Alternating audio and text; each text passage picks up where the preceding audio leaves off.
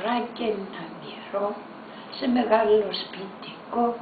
Καμαριάρης της κυρίας ήτανε ο Ζαχαρίας και κουμάντο στην κουζίνα έκανε η Αντζουλίνα.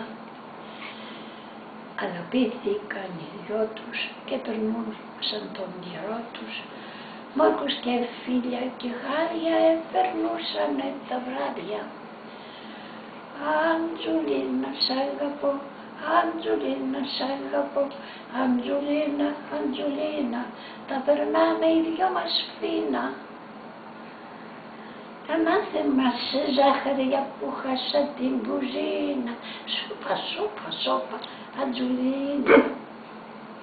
Δεν την άσοπα σου που λίγες πως θα έχω λιμουζίνα, σούπα, σούπα, σούπα, Αντζουλίνα.